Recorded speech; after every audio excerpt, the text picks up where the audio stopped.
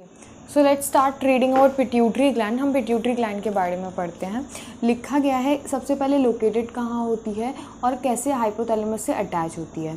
तो ये लोकेटेड होती है आपकी एक कैविटी में, एक बोनी कैविटी में, जिसको हम बोलते हैं सेला टर्सिका, और अटैच होती है हाइपोथैलेमस से बाय स्टॉक, एक डंडी टाइप की होती है, उससे अटैच होती है हाइपोथैलेमस से।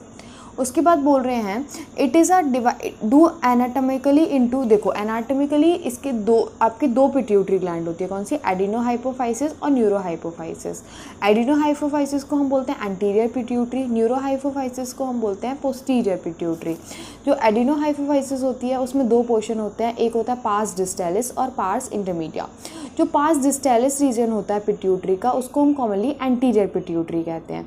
जो क्या क्या प्रोड्यूस करता है आपका पार्स डिस्टेलिस रीजन, जिसको हम कॉमनली एंटीरियर पिट्यूटरी कहते हैं। क्या क्या प्रोड्यूस करता है? ग्रोथ हार्मोन, जिसको हम बोलते हैं GH, prolactin, PRL, thyroid stimulating hormone, जो कि थायराइड बनाएगा आपका, थायरॉक्सिन बनाएगा।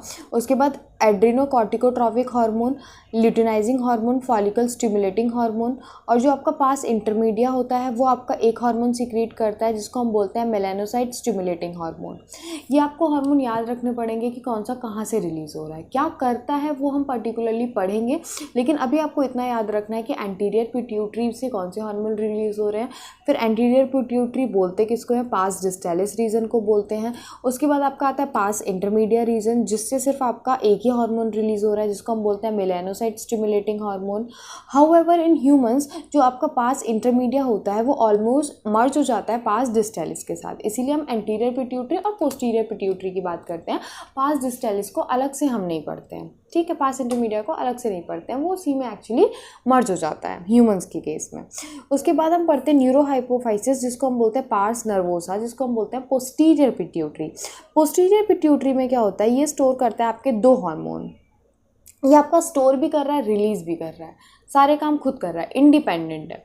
क्या करता है? ये स्टोर करता है और रिलीज करता है दो हार्मोन्स, ऑक्सीटोसिन और vasopressin, which are actually synthesised by hypothalamus and are transported axonally to the neurohypophysis. Hypothalamus ये सीक्रेट करते हैं ये हार्मोन। कौन कौन से सीक्रेट कौन कर रहा है? ऑक्सीटोसिन और वेसोप्रेसिन। और आपका रिलीज और स्टोर कौन कर रहा है? वो कर रहा है आपकी पोस्टीरियर पिट्यूटरी। तो आपको दो काम पता चल गए कि आपकी जो पोस्टीरियर पिट्यूटरी के हार्मोन्स हैं वो एक्चुअली खुद नहीं बनाता है, वो सिर्फ स्टोर कर रहा है और रिलीज कर रहा है। कौन कौन से? ऑक्सीटोसिन और वेसोप्रेसिन। ये बना कौन रहे हैं? ये आपका हाइपोथैलेमस सिंथेसाइज कर रहा है और ट्रांसपोर्ट कर रहा है एक्सोनली टू द न्यूरोहाइपोफाइसिस। उसके बाद बोल रहे हैं आपका यदि ग्रोथ हार्मोन का ओवर सिक्रीशन हो जाएगा, इससे क्या होगी? आपकी एबनॉर्मल ग्रोथ हो जाएगी बॉडी की, इसको हम बोलते हैं जाइजेंटिज्म। एंड लो सिक्रीशन से आपकी स्टंटेड ग्रोथ हो जाएगी, जिसको हम बोलते हैं ड्वार्फिज्म, ठीक है। उसके बाद बोल रहे हैं excess secretion of growth hormone in adult specially in the middle age can result in the severe disfigurement specially of the face called acromegaly. ये क्या है? आपके ये डिसऑर्डर्स हैं। यदि आपके ग्रोथ हार्मोन में कुछ भी गड़बड़ होगी, ये आपको यहाँ पे डिसऑर्डर्स पढ़ाए गए हैं, बीच में ही पढ़ा दिए हैं, पर आप अलग से लिख लेना जो भी करना है आपको। तो सबसे पहले तो बोला ओवर सिक्रीशन से आपका जाइजेंटिज्म हो जाता है, यदि लो सिक्रीशन हो रहा है ग्रोथ हार्मोन का तो फिर आपका ड्वार्फिज्म हो जाता है।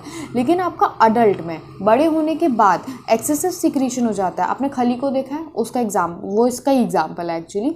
यदि आपके एक्सेसिव सिक्रीशन हो जाता है ग्रोथ हार्मोन का अडल्ट में, स्पेशली मिडिल एज में, तो आपका क्या हो जाता है? आपके जो बॉडी में बॉडीली फीचर्स हैं उसमें डिसफिगरमेंट हो जाता है। स्पेशली आपका फेस, स्पेशली आपका फेस जो है उसमें आपके डिसफिगरमेंट हो जाएंगे, जिसको हम बोलते हैं acromegaly.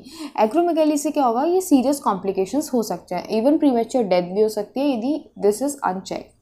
The disease is hard to diagnose in the early stages and often goes undetected for many years until changes in the external feature became noticeable. जब तक externally आपको नहीं लगेगा कि कुछ तो और लग रहा है, तब तक आप नहीं चेक कर पाएंगे, and that is कॉम्प्लिकेटेड, उसकी वजह से कॉम्प्लिकेशंस बढ़ सकते हैं, ठीक है। उसके बाद बोल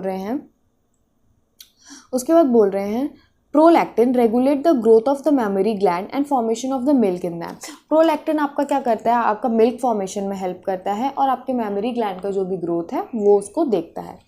उसके बाद बोल रहे हैं TSH stimulate the synthesis and the secretion of thyroid hormone and the thyroid gland. Thyroid stimulating hormone क्या करेगा? आपका थायराइड हार्मोन के सीक्रेशन करेगा और फ्रॉम द थायराइड ग्लैंड। और ये क्या था आपका? ACTH क्या था आपका?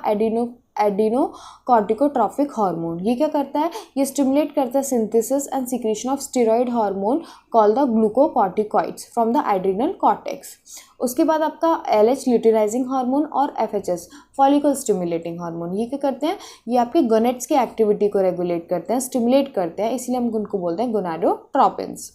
ठीक है, उसके बाद मेल्स में क्या करता है LH और फीमेल्स में क्या करता है वो देखेंगे हम।